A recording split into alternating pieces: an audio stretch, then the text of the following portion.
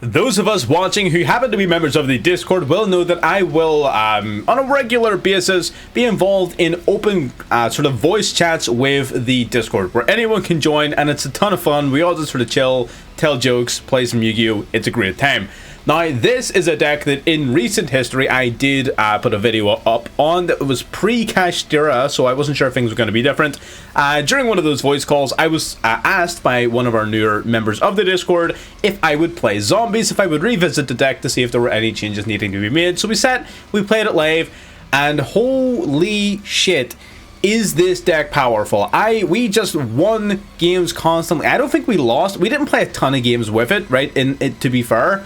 But we didn't lose a single time. We were absolutely killing it with this list. And it's basically the same as our previous list. There's only a couple of minor changes here and there. I will talk about it in slight detail towards the end, but rather than doing a full deck profile, I'll probably just link the original one in the video down towards the end, because it is virtually the same. But I will talk briefly about it and break it down towards the end as well, of course. Don't worry about that.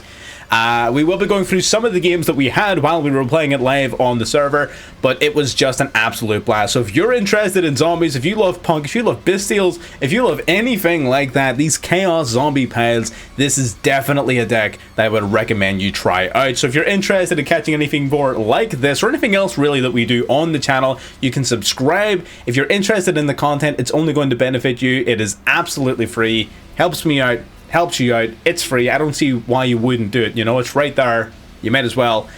You can, of course, also like the video if you end up enjoying what you're watching. We do also have links in the description to our Discord, where all of the magic happens. I constantly record gameplay live and everything, and stream and chat with people in the Discord constantly. We're putting up posts on the Twitter and Facebook pages linked in the description, as well as posting our TikToks as well to our official TikTok page. So if you're interested in any of those, if you're on any of those platforms at all, links below. It takes literally 30 seconds to jump on, click a link, press follow, and then come back to the video. You might as well if you're on the platforms. But again, I'm not going to waste too much time talking about those now. We're going to go into gameplay, deck profile at the end. Let's get into it.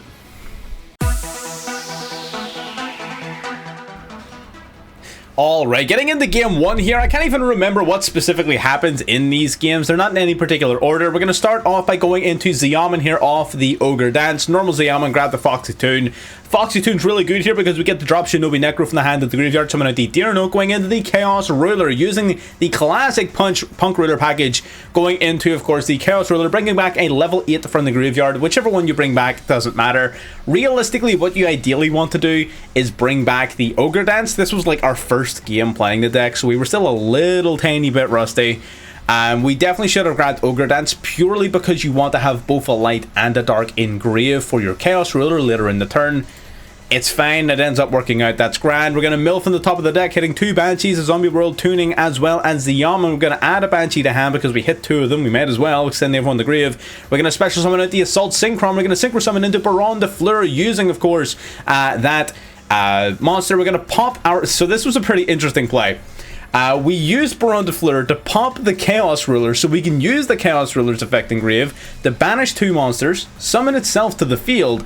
That's going to trigger the Shinobi Necro that we just banished to summon itself back, so now we can link summon into Sprite Elf. That's going to make our Baron de Fleur untargetable. Then our Synchron going to banish itself to bring back the Chaos Ruler, and then what we're going to do is set 2 cards and pass. So again, bit of a funky turn. We didn't get everything that we would like. We didn't see a single Bastille. We didn't see our Ballard Rock. We didn't see anything like that. But we do have full access to a live Super Poly, to Zombie World, to an untargetable Baron, to our Sprite Elf, to cross out, to all of these really nice cards.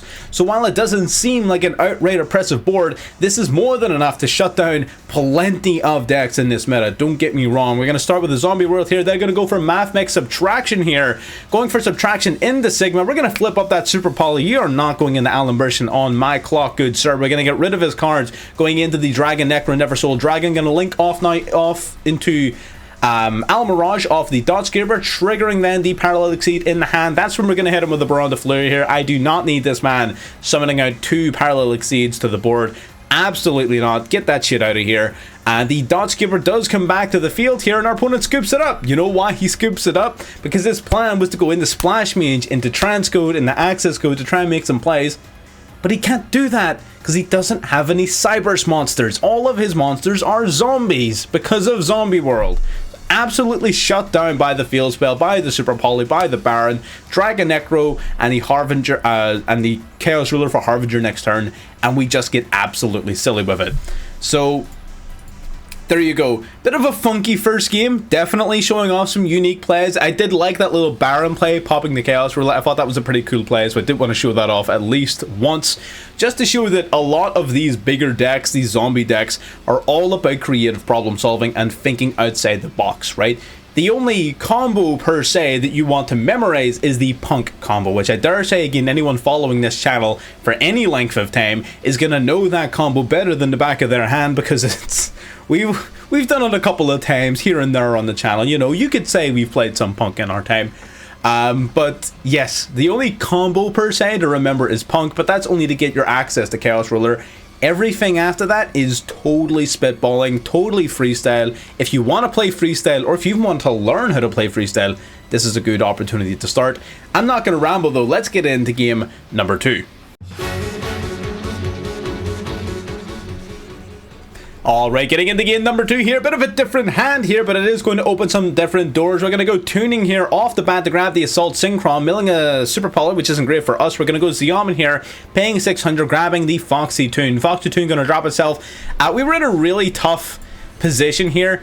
Both the Ballardrog and the Shinobi Necro were phenomenal discard targets. I actually later in the turn regretted not discarding this card. Both of those were phenomenal discard targets because they're both so good in the graveyard. We go in there standard Punk play using Deer Note and Zeoman, bringing out the Chaos Ruler as per normal. Chaos Ruler Chainlink 1, Deer Note Chainlink 2 to bring back a level 8 Punk from the graveyard.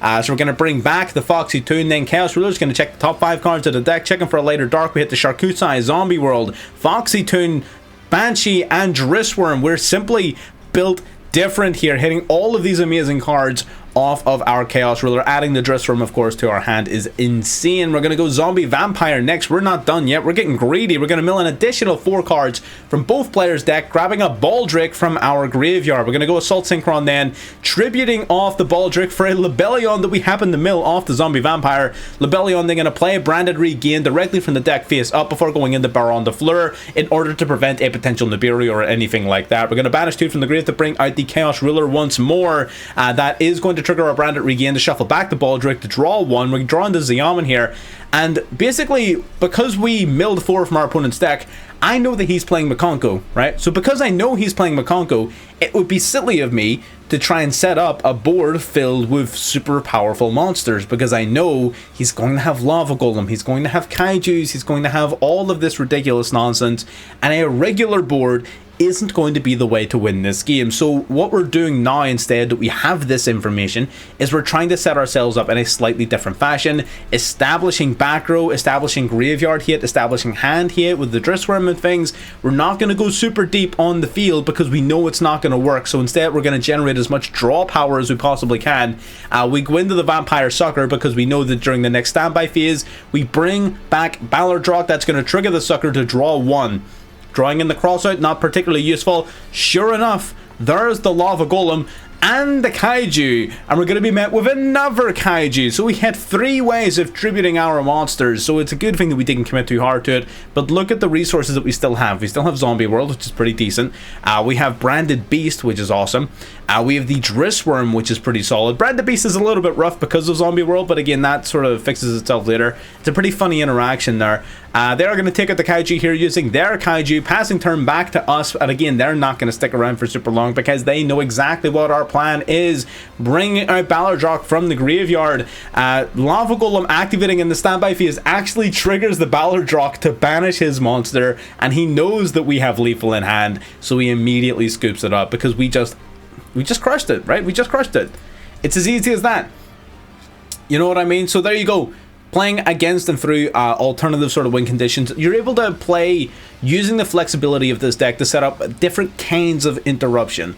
And that's very important, because if your deck is one-dimensional, if your deck only relies on monsters or only relies on one particular player, one particular card, then you're going to find yourself in a lot of situations where if your opponent knows what deck you're playing, they know exactly how to out you. They know exactly how to stop you, how to beat you. And that is a difficult place to be, especially as a newer player, especially newer to a deck. So zombies is very powerful in that it doesn't lose to any one particular form of removal. It doesn't lose to any one particular dispatch method, right? There's always ways to play through any card that's put in front of you, right? Even the likes of Kashtira has its outs. You can deal with the likes of Kashtira quite easily in this deck, utilizing your extra deck and your Bestials and such to whatever effect you need to.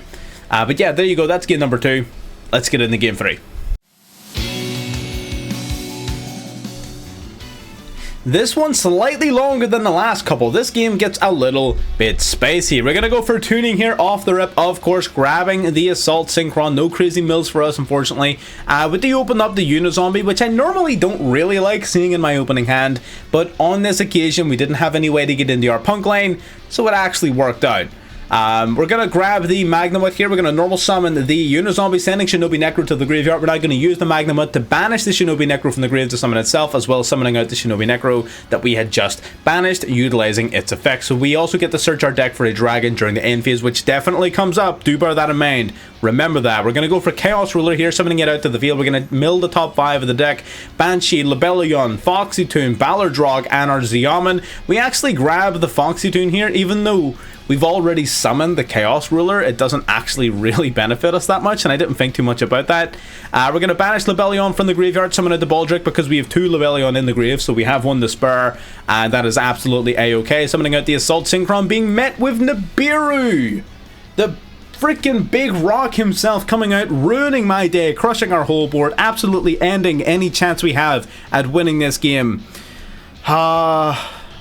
Or at least it would if we weren't playing zombies. We're going to go for the Chaos Ruler from the graveyard, banishing 2 cards, summoning itself back out. We're going to tribute that off now for the Lebellion that's still in the graveyard from earlier in the turn. We're going to use the Assault Synchron's effect now, banishing it from the graveyard to bring back the Chaos Ruler that was just banished. Now we're going to use Lebellion. We're going to set up a Brand of Beast here before Exceed summoning into number 38 the Hope Harbinger Titanic Dragon, going for Necro World Banshee, banishing it from the graveyard to bring out the Zombie World, and just like that, grabbing the Dressroom from the deck, even through in the Nibiru, we're in a very powerful spot. We have our Spell Negate, our Attack Redirection, we have Maxi, we have a Drissworm that can be tributed off a Brand of Beast, assuming they get rid of Zombie World. We have Zombie World itself, which prevents tribute summoning, which prevents any sort of type interaction if they're reliant upon a specific type. So this shuts down a lot of what they want to do. And with the amount of Kashtira running around, it's a fair assumption to make that they may actually be pretty dependent upon not having any monsters on their board. We do bring back the Ballardrog here, but it's not going to stick around for long. We were tempted. What we could have done there is, if we really wanted to protect Ballardrog, we could have by redirecting the attack to our Harbinger. However, that would have cost us our Harbinger, and it would have opened up his field to bring out a Kashtira monster if he was playing Kashtira. And based off of the sleeves, based off the general vibe I got from the guy, I did think he was playing Kashtira. I didn't want to run the risk of allowing him to empty his field. And we're going to see more sort of play into that later. We're going to banish cards off the top of the deck, revealing the top 3. There's Kashtira, Birth, and Unicorn. There is the definitive proof that I needed to know that this guy is playing Kashtira. Now the thing is, he's going to go for Planet Pathfinder here, grabbing the field spell, going to activate the field spell, the search. I know you've already got Unicorn. I'm not wasting my negate on a field spell that you can't use. They're going to go for the Scarclaw Kashtira here. We're going to meet that with a Maxi, so at the very least we're drawing cards, but he's got the cross out designator to negate us, but I'm not going to take the bait. We're not going to negate that. I know you have Kashtira Birth in hand, and Kashtira Birth is a powerful card, except he just banishes it off of the Scarclaw Kashtira. Now I don't know why I'm keeping my Hope Harbinger negate. They're going to go for the Rise Heart here, boosting its level up to 7. We're going to banish the Theosis, so they can have Birth back to hand, Birth then being the perfect negate target for the Hope Harbinger. They're going to go for Dark Arm though. They had the plan. They had the plan, and man, they're going to destroy the token. Now they're going to use Dark Arm to destroy Zombie World. They actually do not get rid of the Harbinger. Very interesting play here, and I'm not entirely sure why they did that. But Zombie World was definitely a problem for them. However, it opens up a whole new route of interruption for us. We're going to go for the Drissworm here, banishing Baldric from the graveyard, summoning itself out to the field. Just in case I needed to use a quick Branded Beast target, I wanted to have Drissworm out, but he didn't present us the opportunity. And I didn't want to do this in main phase 2 because it might open up him going into his Kashtira cards, of course, right? So we wait until our turn. Ballardrock, by the way, some people don't know this. Ballardrock will resummon itself if there is any field spell on the field, right? He controls one, so Ballardrock comes back. It doesn't have to be Zombie World. Zombie World is just the one that we use, but any field spell will allow Ballardrock to come back from the graveyard. A couple of guys in the Discord voice call didn't know that, so it's worth pointing out, absolutely. We're going to normal summon the Banshee. We're going to go into the Chaos Angel here. Chaos Angel then going to banish a card on someone. We're going to banish that field spell. We don't need to be dealing with that. We're going to use our Drissrum then to get rid of Dark Armed, which we didn't want that sticking around, of course. We're going to switch our Harbinger to defense, and we're going to pass turn. Now, why don't we switch Harbinger to defense? It's for the same reason we should have summoned Chaos Angel in defense. We don't want him to crash his Nibiru into it. Hope Harbinger does have the ability to redirect attacks though, so in my opinion, I was sort of looking at it, okay, Harbinger can't be destroyed because of Chaos Angel, so if he tries to crash Nibiru into Chaos Angel to get rid of it, to open up his field, we can redirect his attack to the Hope Harbinger, so he's unable to do it. That means he's forced to keep Nibiru and cannot special summon his Kashtira monsters. So that was our plan. We were playing into his deck. He goes for Desires here. I know he has Birth in hand, but I'm so, nonchalant about his deck and his capabilities that I honestly don't even care. We're going to negate the Pot of Desires here. They're going to go for the Unicorn from the deck. Again, we had this perfectly planned out and played. We're going to banish the Banshee from the graveyard now to force the Ballardrock to activate its effect to banish a card on the field. We're going to banish that Unicorn, of course, right? Banshee then is going to play Zombie World onto the board. They're going to use the field spell, bringing back the Unicorn. Unicorn then activating its effect is going to be met with an immediate negate from the Ballardrock. So there you go, we were able to banish it to prevent it for the first time, and we're going to eat up the second effect of that by negating it as well. He does get to banish a card from our extra deck, which I really don't care about. This was unnecessary. I didn't need to redirect this attack because my Ballardrock can't be destroyed by battle, but it honestly didn't matter.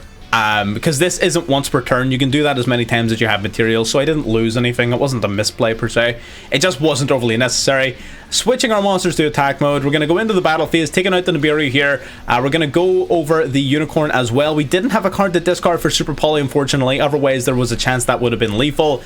This is a bit so this was a little BM, right? We used Ballardrock and Chaos Angel to go into the Vampire Sucker, and the reason we do that is we want to get cards to discard for Super Poly. We're going to grab back his Planet Pathfinder, which puts a monster on his board, which means no Kashtira summons if he happens to hard draw into one. We're going to draw one off the top of the deck now because of the Vampire Sucker, and then during our opponent's standby phase, we get to resummon the Ballardrock anyways, which will let us draw another card, giving us even more Super Poly fodder. We draw into Tuning, which is a fantastic follow-up card. They're going to go Scareclaw Kashtira. We're not going to give him a chance here. They're going to banish Razor from the grave. Kashtira Birth then activating. We're going to suck up that Kashtira Birth and chain to that our Super Polymerization, wiping his board, including the spell card, fusing his two monsters into the Dragon Necro Neversoul Dragon, sucking up the Kashtira Birth, 0 cards in hand, 0 cards on field, 0, just nothing left. Absolutely done, right? Nothing in hand, nothing on field, just finished. It doesn't get more complete a loss than that. That was a really fun game. There was a lot of funky plays throughout the entire video, right? In all of these games, there were just funky plays, and I really wanted to highlight those because those are the moments where I personally am having the most fun, because I'm going out of the way, I'm doing funky plays, I'm just not playing according to the norm, not playing according to a beaten path, and Zombies is a deck that really lets you embrace that. That's part of why I love it so much. But yes, absolute blast. Let's get in and we'll briefly talk about the deck. Okay, so let's get in. I'm not gonna do a full deck breakdown here because we've already done that in recent history. I'm gonna link that particular video as well in one of the cards at the end of the video, but this in summation, we're gonna talk very briefly about it. Ultimately, the goal is you're trying to fuel the graveyard as much as you possibly can, and the way in which you're doing that is through a combination of Chaos Ruler and the Zombie Vampire. You've got a couple of ways of going into that. Your primary ways are going to be one of two things.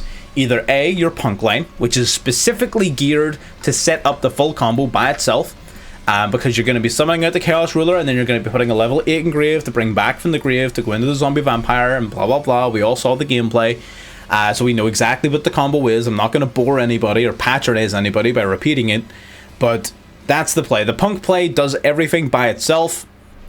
You can also go into the play for the most part off of one of your Bestials and one of your many level 2 tuner access paths. We got the free tuning, the Assault Synchrons, the Shinobi Necros, which is a fantastic method of enabling the full play.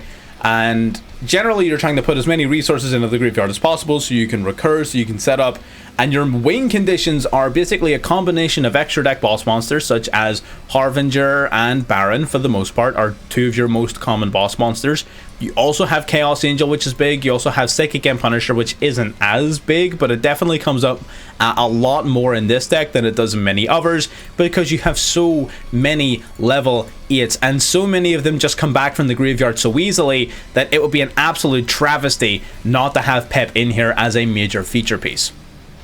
And the Shinobi Necro being able to resummon itself after it's banished from the graveyard makes it perfect for working alongside your Bestials, going into your level 8 Synchros, like your Chaos Ruler and Axel Synchro Stardust Dragon. If you really wanted to, you could even play another level 8 Synchro if you wish.